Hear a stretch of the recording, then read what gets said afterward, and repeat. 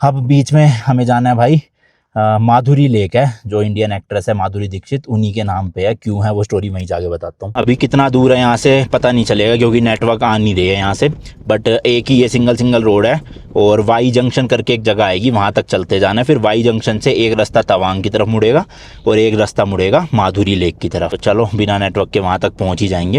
And भाई border के पास जाते ही ना सिग्नल तो आ रहे थे, पर चाइना मोबाइल के आ रहे थे, मतलब चाइनीज़ जो टावर था वो कैच कर रहा था नेटवर्क। तो सोचो भाई साहब, वो टाइम जोन भी चेंज हो चुका था, मैंने बताया था ना आपको।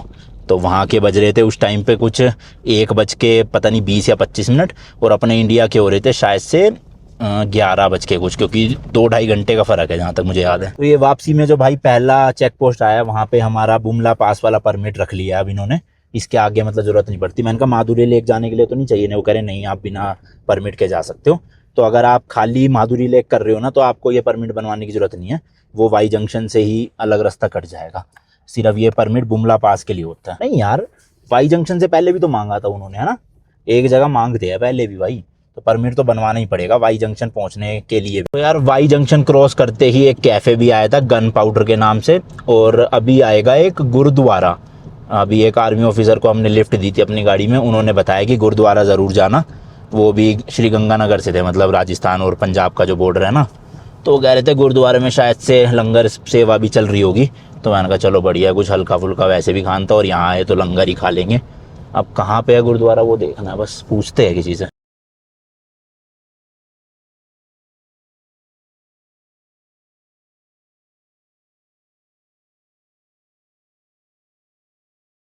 यार गुरुद्वारा तो हमें मिला नहीं, पता नहीं वापसी के टाइम फिर पूछते हुए जाएंगे। रास्ते में ये ब्रो कैफ़े मिला, BRO कैफ़े।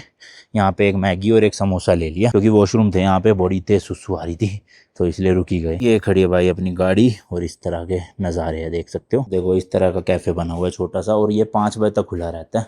और खाने के लिए आपको ये देख लो भाई, प्राइजेस भी, समोसा, चाय, coffee, jalebi, momos, Maggi, omelette, ये सब कुछ मिल जाएगा। ये चूल्हा वो वाला है ना, तेल वाला है ना, जो मिट्टी के तेल डलता है, वही वाला चूल्हा है ना। इसकी भाई खुशबू लगती है मेरे को बड़ी मज़ेदार सी। तो ये तो आ गया जी समोसा। अच्छा एक चीज़ और भाई, जब ऊपर भी आप जाओगे, अगर वो फ़ोटो लेनी है 400 वाली या कुछ जलेबी वगैरह खानी है, तो कैश लेकर जाना। वहाँ पे ना तो कार्ड चलता है ना पेटीएम चलता है। हालांकि वहाँ सिग्नल तो आ रहे थे, नेट चल रहा था, बट पेटीएम नहीं चल रहा, मतलब लेते वो। अब सेम यहाँ भी भाई, वो तो अच्छा हुआ 100 के बाद कुछ कैश पड़ा था, 500-1000 रुपये। तो यहाँ पे हम समोसा और मैगी खा पा रहे हैं, क्योंकि यहाँ तो नेटवर्क ही नहीं आ रहा। वहाँ नेटवर्क तो था, यहाँ नेटवर्क भी नहीं है, तो इसलिए कैश जरूर लाना। वाटरफॉल बहुत सारे हैं भाई जगह जगह पे ना, ये देखो कितना तेज बह रहा है।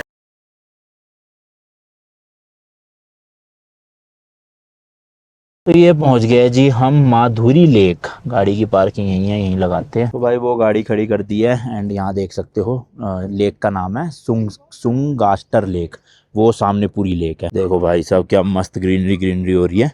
और ये सामने लेक है, एक कैफ़े भी बना हुआ है यहाँ पे, कुछ चाय पानी पीनी हो आप पी सकते हो, और वॉशरूम वगैरह ही बने हुए। इस तरफ देख लो, वो देखो डोगेश भाई को हैं मस्ती कर रहे हैं भाई साहब पानी में। And ये भाई ब्रिज सा बना हुआ है लकड़ी का।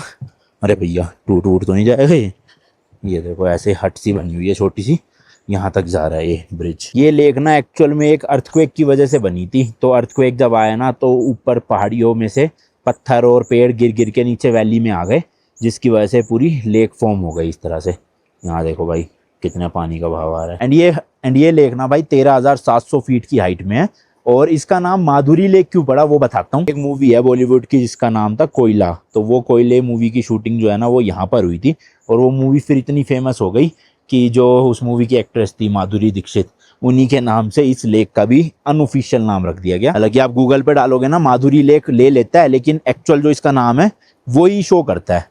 पर फिर भी आप लोकल लोगों से ही पूछोगे सबसे, तो सब बता देंगे कि हाँ माधुरी लेक है। वैसे तो कहते हैं ऐसे क्रिस्टल क्लियर वाटर होता है यहाँ पे, बट वही है ना बारिशों का टाइम है, इस वजह से मिट्टी वगैरह भी साथ में ही आ रही है। ये देखो, तो इतना ज़्यादा क्लीन नहीं लग रहा पानी। बाकी ये बच्चों का देखो झूले वूले लगा के पार्क टाइप का बना रखा है छोटा सा, तो आप 20-25 मिनट या आधा घंटा यहाँ पे भी स्पेंड कर सकते हो। बाकी यार अभी हो रहा है थोड़ा थोड़ा सर में दर्द, अब जल्दी जल्दी नीचे डिसेंड करना पड़ेगा, ताकि वापस 10,000 फीट पे जाके तबीयत थोड़ी सी ठीक हो जाए। ये नज़ारा देखो भाई क्या खूबसूरत है, ओए ऊपर पहाड़ और बादल ही बादल, मज़ेदार लग रहा है ना। ये वाला व्यू देख के ना थाईलैंड के कराबी आइलैंड की याद आ गई।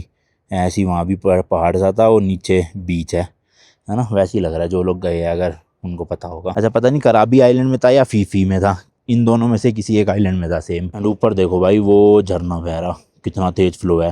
तो मेरे ख्याल से वही झरना बहते बहते ना यहाँ पे नीचे लेक में आ रहा है पानी। एंड भाई ये लेक भी ना इंडियन आर्मी के अंडर में ही है। मतलब एक्चुअल में यहाँ का जितना भी आसपास का एरिया है, लोग तो मुझे दिखे ही नहीं। मैंने आपको बताया ना, सारा आर्मी कंट्रोल्ड ही है और होना भी चाहिए भाई, क्योंकि बिल्कुल चाइना के साथ में। और एक बार चाइना पहले भी अटैक कर चुका है 1962 में, तो अब सिक्योरिटी जितनी बढ़िया रहेगी उतना ही बढ़िया है। अब यहाँ से तवांग आई गैस 1.5 से 2 घंटे दूर है, 2:40 हुए। लगातार ही खींच दूंगा सीधा नीचे। थकान हो गई आज बहुत ज़्यादा ना, और सर भी दर्द होने लग गया, तो रेस्ट करूंगा जाके होटल में।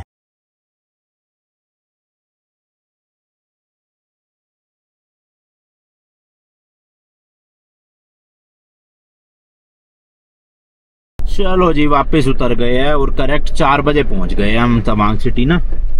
तो वही है, आप सुबह अगर 8, साढ़े 8, 9 बजे शुरू करोगे तो 3-4 बजे तक फ्री हो जाओगे आराम से अपनी गाड़ी से, और टैक्सी से भी हो ही जाओगे।